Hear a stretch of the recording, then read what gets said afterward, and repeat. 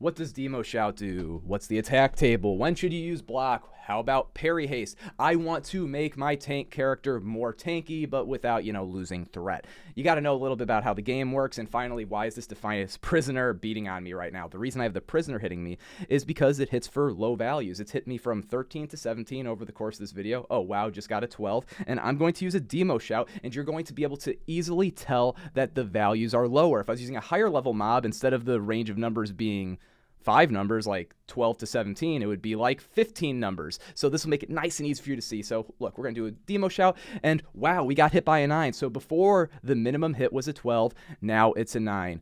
Awesome. Demo Shout is very important. It makes something hit about 20% lower. Now, let's say somebody puts a Curse of Wreck up on the boss, though, and you have the Imp Demo Shout talent.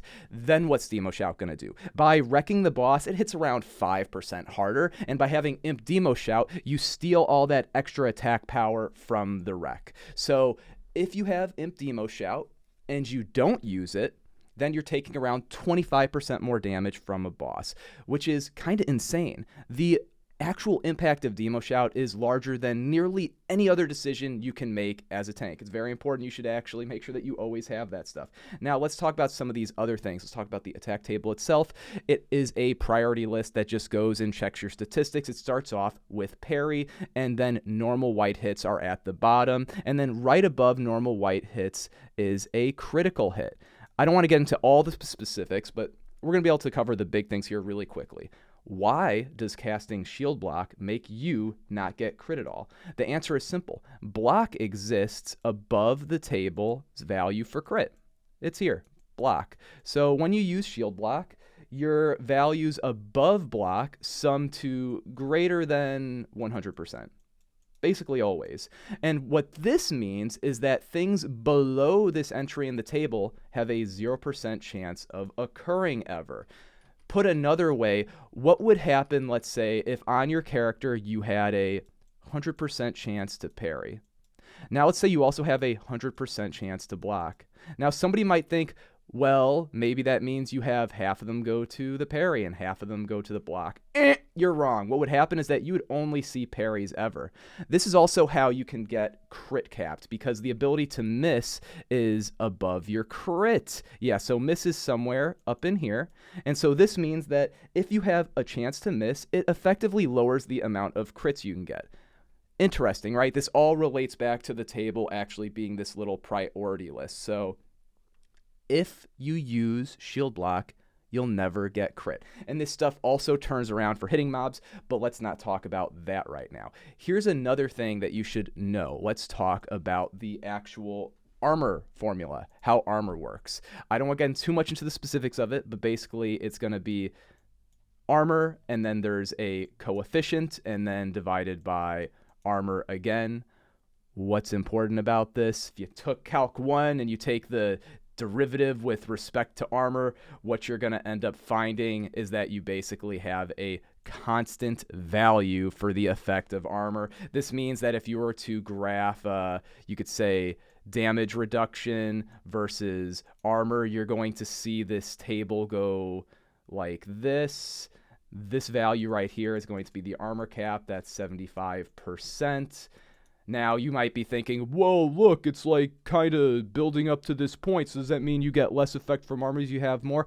Kinda, but the rate at which this line is actually bending to be flat is just about constant, okay? All the way down here, it's about twice as steep. It changes about twice as quickly as all the way up here. So generally speaking, armor has a constant effect, regardless of if you're 1 armor away from the cap or if you're at 0. That's not completely true, but that's generally true. So armor's super important. You should use armor potions in raid and any armor consumes that you can get your hands on.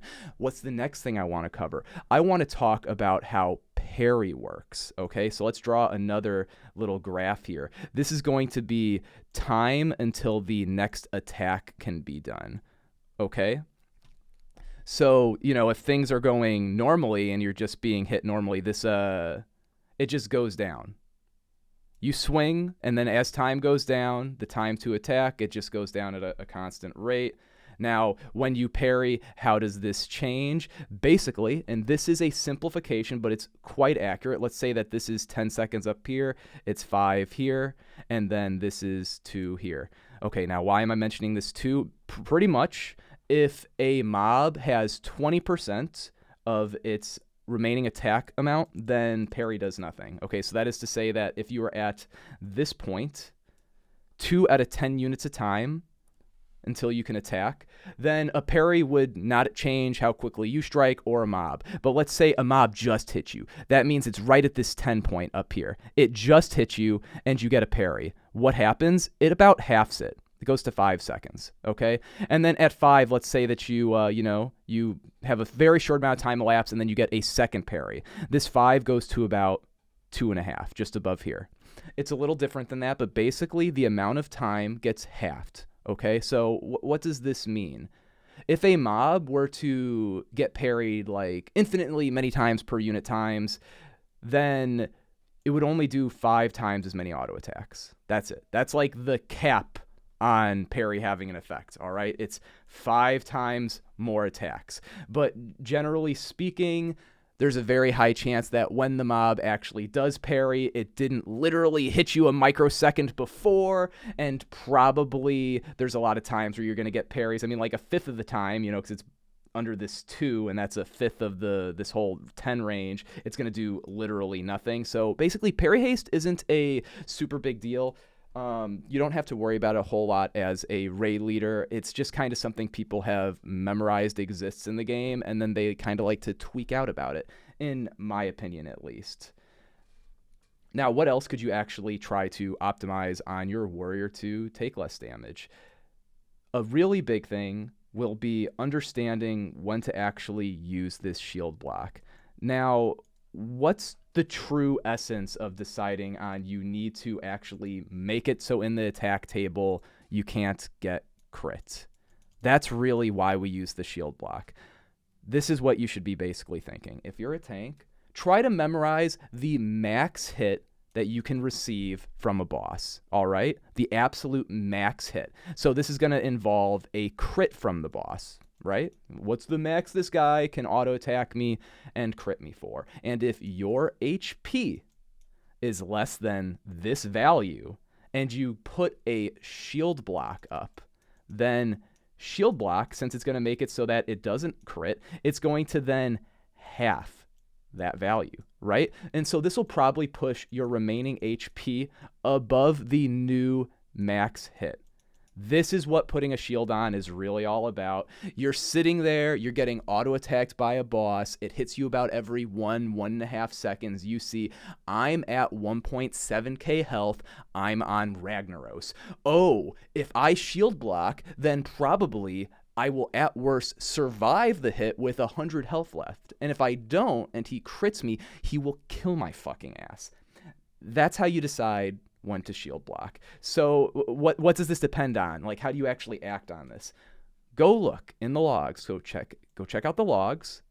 Look at every boss. Okay, check every boss that you think there's a chance you can die on. Maybe you're not worried about on something like Lucifron, but probably Magmadar if you're playing for a bunch of doofuses, and definitely Ragnaros. You check what their max hit is, and you commit it to memory. Maybe put on a little like post-it note on the the side of your PC screen, and then when you are under that value, you do shield block. If you do that, you're gaining an extra hit to kill. What's that mean? You're gaining the difference in time to actually have another hit go out. So you're probably getting it so that way over any rolling window that caused you to die, you have an extra 1.5 seconds. This is huge on not having your raid wipe, because it means that your healers can have brains that work a whole lot slower, and it's absolutely no problem.